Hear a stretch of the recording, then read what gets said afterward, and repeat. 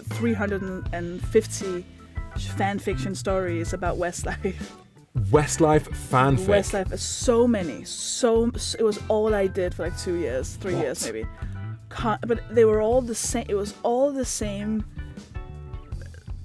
The baseline was always, there's a chubby girl with brown hair and brown eyes, and she's really weird but also very smart, but no one gets her. And then she goes to a Westlife concert, or like she runs into Westlife on a bus, or she for some reason Westlife is there, and they see her and they're like, oh my god, she's amazing. And she's all like, what do you mean? And she's like clumsy and like a bit like, it's exactly the Bella in Twilight thing. I'm like, oh my god, what you want? And they're like, go with us on tour. And then one of them, or both of them, or all of them, are in love with her for some reason. And then it's like this. That's the whole story. Is weird chubby girl is seen by Westlife, and then she is loved. But then, so then she's loved. And was it? How old were you when you were writing this stuff? I was 13, 14-ish. Okay, and was that too young for it to become sexual, or was it not sexual? No, was it not about because that? in my stories, so they the only time there was sex was when they were having sex with each other. Okay, cool. Yeah, which cool. I did not know how that worked at the time, so it was imaginative. Yeah, I had to just guess. Did not guess correctly, but no, it was always they always didn't.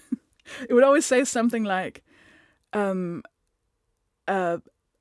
didn't find sex to be fun, so he actually didn't want to have sex. So it's always this. I came around it by being like, oh, actually, they're not sexual at all. And also because at the time, I didn't drink, I didn't party like all the other kids in my town.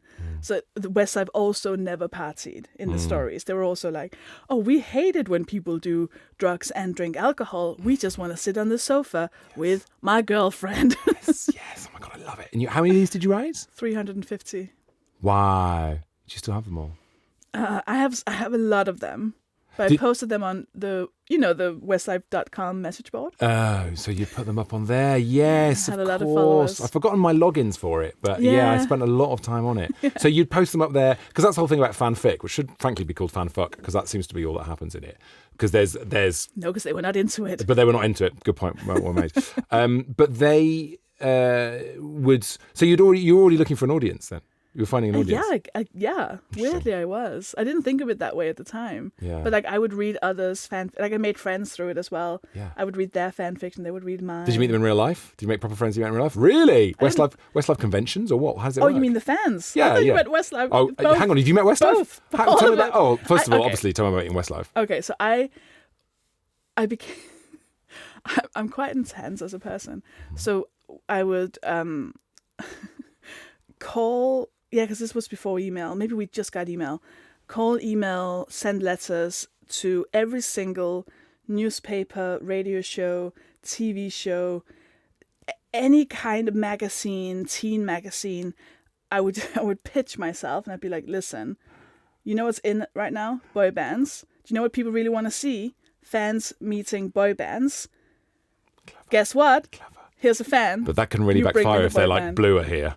And you're like, no, I didn't mean them. Do you know what I mean? You've got to get Westlife. Did you say it's Westlife all the way? I said it was Westlife, but that did happen. Not with Blue, but with Busted. There's a journalist who... I mean, you just like... Yeah, I was because Charlie wasn't there, and I was like, at least I get to meet Charlie. I guess that's okay. And then he wasn't there, and I was like... So there's only two of them then? Just meeting those two? I was really mad. There's a photo in the newspaper of me just... I look really sad, like next to this picture of the two guys from Busted being like, way! Amazing. Oh my God. Charlie. I'm sorry, there needs to be a meme for disappointed fans because I love that. Ronan Keating as well, and Brian when he went solo. Like I had friends within Danish journalism who would be like, I bet from their point of view they'd be like, I don't give a shit about this. Get the teenager in to do work for free, and I was like, yes. Yeah, you're finding the gap in the market where they want you. So you have met Westlife. I have met, because what happened was one of the Danish TV shows surprised. It was me and my friend Sarah. We were 13, 14, and our parents had been like, oh, let's all hang out, because Sophie and Sarah hang out all the time. Let's all hang out. And that was really weird because my mom doesn't like people. Yeah. So I was like, fine. And then we were like eating breakfast at the table. Everything was a bit weird. Yeah. Because they like asked us to sit on the same side of the table and stuff. It was like, they set you up for the shot. There were these big lights there. Well, there was a director with a clapperboard. The first thing I saw was someone rang the doorbell. The first thing I saw was this like bright light. Yeah. And I remember just being like, I don't know what's happening here. And then suddenly there was like a woman, there was a camera, there was a woman with a microphone going, "You're meeting Westlife." And we were just like, ah. So they flew us to London the next day to meet Westlife for half an hour, 45 minutes, and interview them on this big TV show. And wow. Yeah, it was wild. How was it spending that long with them? Because I've done a few interviews myself, and sometimes you get people for like 15 minutes. Great. Sometimes you get people for 45 minutes. And there's a band who I'm definitely not going to mention who had 45 minutes, and we very much ran out of stuff to talk about. And it was awkward. You have to tell me afterwards. I will 100% tell you afterwards. How was the Westlife? Did you just fill the 45 minutes with joy and love? Were you just... I mean, I wasn't... Like, it was... It's hard to explain that level of insanity. Sure. When you're like, every single day for like 2 or 3 years. Yeah. Every single day, I had been obsessed. The first time I touched Kian, I was at a concert where it was like an MTV thing. And like they walked past me and I reached out and I touched Kian's elbow. Mm. When I came home that night, my mother thought that I'd been attacked and assaulted because I was screaming, crying. And she was just like, who did this? Who did this? And I was like, touched Kian's elbow. Like it was when a new album came out, when a new single came out, like I knew every lyric to every song. Their posters was like covering the ceiling and the walls of my... Like it was... But how does the super fan... The whole thing, I think, about a lot of this, if you are a super mega fan like that, and it comes back to the Twilight stuff, it's all about it's never really going to happen. Do you know what I mean? The whole... It's not really about never meet your heroes. That's a different sort of theme. That's about if they're disappointing. But how is it for you internally when this thing you've built up so much love around, but it's all based on, deep down, you know, you're never going to meet them. Do you know what I mean? Because then they become a fantasy. Then you do actually meet them. I think if we'd had to spend like a week together, maybe I would have reached that point of being like, Jesus Christ, shut up. Like, can you just leave me alone?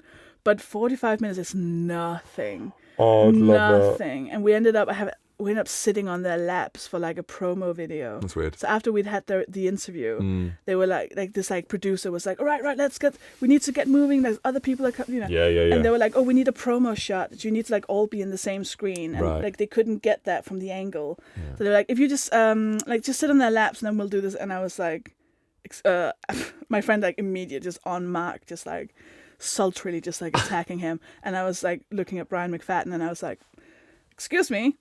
I'm fat. I'm not breaking his legs. So let me just make that very clear right now. And these producers and the journalists, there was a whole room of adults being like, we have no time for this. Sit on his lap so we can get this shot. And I made a huge deal of it. I was like, I'm not going to sit on his lap. I wasn't even, I wasn't fat. Like he was fine. But I was so self-conscious. I was like, I'm not going to sit on his lap. I will break his legs, and I'm not breaking the legs of Brian McFadden on TV. It's just a thing. That's my thing. I'm not doing it. But did you sit on his lap? He then grabbed my hips and like pulled me down. Yeah. And I was like, it's called levitating, hovering over his lap like by like an inch. Like my knees so just what you're saying is, Sophie, you squatted on. Yeah, I squatted on Brian McFadden.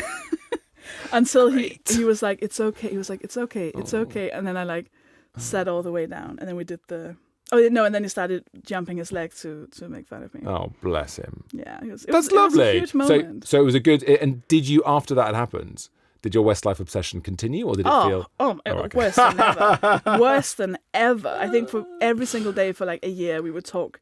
Me and my friend Sarah, we would talk through every single thing that had happened. Yeah. Because we never wanted to forget every single moment of that. We made a website called WeMetWestlife.whatever. So just to write down minute for minute. But also it wasn't shown on TV for months. So we would go to school and be like, we were flown to London to meet Westlife. And they'd be like, no. It's my made